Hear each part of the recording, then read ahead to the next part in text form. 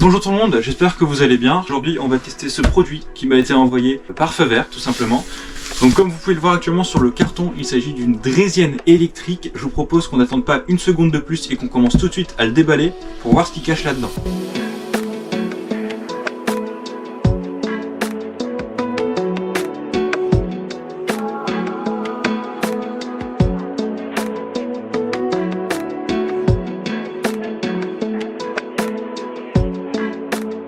Donc là, on a déballé la draisienne de chez Yipme, la i16. Alors elle a été sacrément bien emballée, mais on a réussi. Donc on a juste ici, comme vous pouvez le voir, une petite boîte, enfin une petite pochette. Donc ça semble être une petite boîte à outils. Donc à l'intérieur, on retrouve des clés vraisemblablement, je suppose pour pouvoir monter ou démonter la machine. Et on retrouve une autre boîte blanche, comme celle-ci. Ok, ah d'accord, ok. Il s'agit du rétroviseur. Je sais pas si on va voir très bien à la caméra, mais il agrandit un petit peu les angles pour qu'on puisse voir de façon très large autour de soi. Donc maintenant, on attaque tout ce qui va être partie technique. Si vous souhaitez avoir plus d'informations sur ce véhicule, vous pouvez aller voir sur le site de chez Feu Vert dans lequel il est proposé dans le catalogue. On est sur un poids de 21 kg, puisque c'est quand même de l'aluminium. Évidemment, petite recommandation avant de passer à l'utilisation de ce véhicule, c'est un véhicule qui est motorisé. Un véhicule qui est motorisé est donc soumis à une législation différente d'un vélo, par exemple. Il faudra bien regarder sur internet, sur le site du gouvernement par exemple, ou du code de la route. Il est fourni avec le véhicule ce petit papier écrit « Assurez-vous ». Je pense donc qu'il faut l'assurer. Évidemment, c'est une obligation.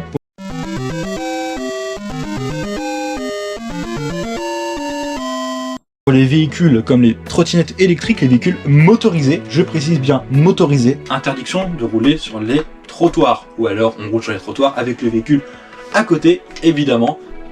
Donc pour la plier, on a plusieurs systèmes. Donc on a ici un petit système de loquet qui va nous amener à pencher le guidon, comme ceci, qu'on peut venir prendre comme ceci et tirer vers nous. Voilà, donc je vais faire ça tout de suite, qui va de la droite vers la gauche. Alors attention, durant la manœuvre, d'accord. Ah oui, donc on a un gain de place qui est quand même assez important. Voilà, quand c'est plié de la sorte, ça peut clairement rentrer dans le coffre d'une voiture sans difficulté. Si vous voulez encore y a de l'espace, on peut retirer le rétroviseur, évidemment. En tout cas, c'est vraiment très sympa. On gagne énormément d'espace et en très peu de temps, mine de rien. Puisqu'en à peine quelques clics, on a réussi à plier ou à la déplier. On peut déplier très facilement le véhicule. Donc c'est pas un gain de... Enfin, c'est pas une perte de temps si on veut utiliser le véhicule facilement. Voilà, tout simplement. Donc maintenant qu'on a déballé cette draisienne, on va passer du coup à l'étape pratique.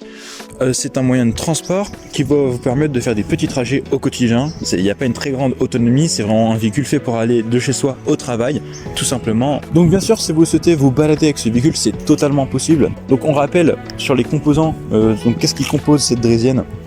On va donc avoir de l'aluminium en guise de matériau, voilà. On aura ici un petit compteur qui va nous permettre de voir déjà la vitesse, mais aussi le mode de déplacement choisi et l'éclairage, puisqu'on a un éclairage avant et arrière. On a ce rétroviseur qui va nous permettre de voir si on circule sur la chaussée de façon très correcte les autres automobilistes.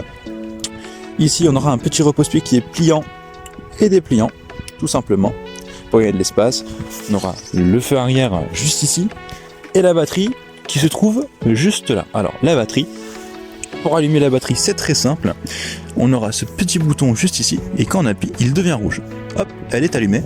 Si vous souhaitez voir l'état de votre batterie, tout simplement sur le côté, vous avez ce petit bouton juste là, on appuie, hop, et on a à voir le niveau de batterie, donc 20, 50, 80 ou 100%. Pour allumer le véhicule, on a choisi de mettre ce petit mousqueton juste là, qui va nous permettre de garder toutes les clés ensemble. C'est cette clé-ci, à la forme un petit peu ovale, qui va nous permettre, en s'insérant juste ici, d'allumer le véhicule et puis d'appuyer sur le bouton Power. Donc on va tout de suite passer à l'usage du véhicule. On va voir les différents modes de vitesse qu'il possède, c'est-à-dire le mode piéton, le mode économique, confort et sport. Alors on est prêt à partir avec cette petite clé, on va venir débarrer l'engin. Juste avant, on a bel et bien appuyé sur le petit bouton rouge de la batterie qui est juste ici. Donc on prend la clé de forme ovale, hop, on la met dans la serrure, Power. Une fois que ce petit cadran arrive, on appuie sur les 3 petites barres et on va directement se mettre en mode sport. Puis que je vais vous dire, On est parti pour le test, hein, tout simplement. Hop.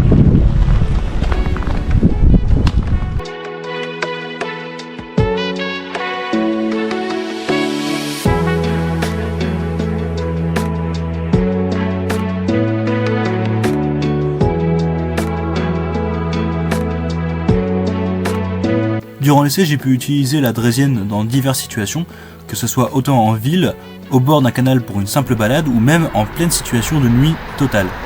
Qu'est-ce que j'en ai pensé de cette draisienne électrique de chez Yipme? J'ai utilisé ce véhicule notamment pour aller chez un ami par exemple, ou chez ma copine, ou tout simplement me balader, que ce soit en centre-ville avec beaucoup de monde sur la route, ou au contraire dans des coins plus calmes et plus tranquilles. On a des pneus qui sont vraiment larges, de qualité, et qui font que quand on est sur le véhicule, on est vraiment très stable et on n'a pas peur parfois de se pencher un petit peu. On se sent vraiment en sécurité. En plus, on a le petit rétroviseur qui nous permet toujours d'avoir un petit œil sur derrière nous. Par exemple, dans ma ville, il n'y a pas toujours des pistes cyclables, ce qui fait que parfois je suis obligé d'utiliser la route. Et c'est là que c'est utile d'avoir ce genre de petits gadgets comme le rétroviseur. Ça me permet vraiment d'être serein, de ne pas avoir à me retourner toutes les 2 minutes pour voir ce qui se passe derrière moi.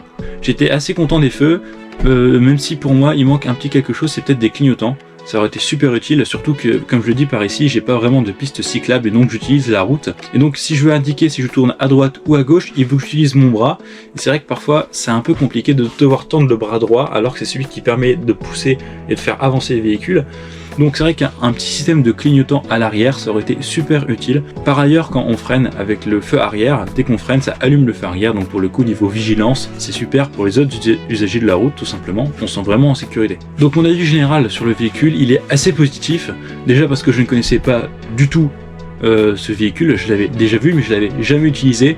Et pour le coup, on est vraiment à l'aise. En tout cas, je vous remercie d'avoir regardé la vidéo jusqu'au bout. Si vous souhaitez plus d'informations, n'hésitez pas et n'oubliez pas d'aller voir directement sur le site de Feu Vert, car le véhicule est dans leur catalogue, ou tout simplement sur le site de Yipme directement, afin d'avoir plus d'informations, que ce soit sur le véhicule ou sur d'autres de leurs produits.